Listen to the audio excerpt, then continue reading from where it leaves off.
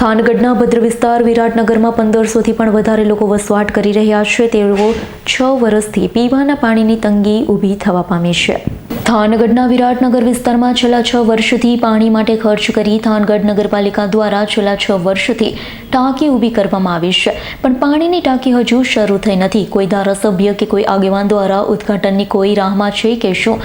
પણ હાલ તો આ વિરાટનગરના આખા વિસ્તારમાં નગરપાલિકાની કૃપાથી દરેક ઘરે 10,000નો ખર્ચ કરી પાણીનો મોટર વસાવી પાણી આવે એવી વિકટ પરિસ્થિતિ ઊભી થવા પામી છે.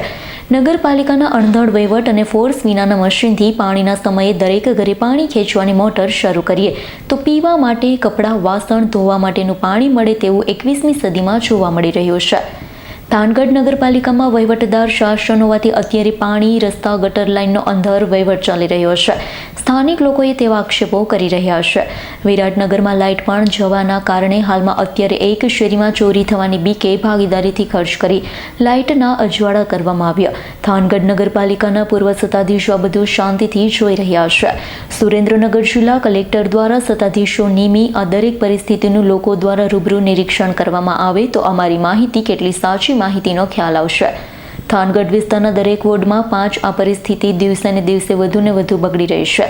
નગરપાલિકાના અણધડ વહીવટના કારણે એક જ વોર્ડમાં 5, અમુક વિસ્તારમાં પાણી આવે ત્યારે નળ ન હોવાથી શુદ્ધ પાણી ગટરમાં વયું જાય છે.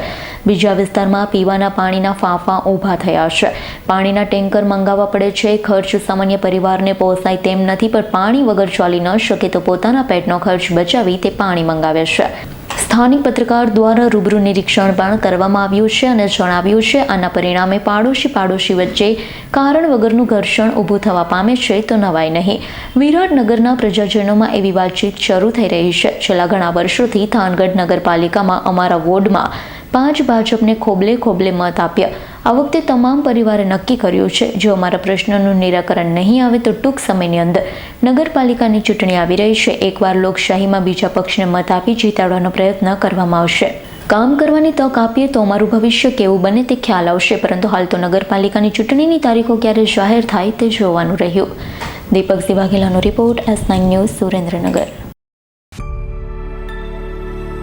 અમારી તમામ માહિતીથી અપડેટ રહેવા માટે જોડાયેલા રહો S9 ન્યૂઝ સાથે.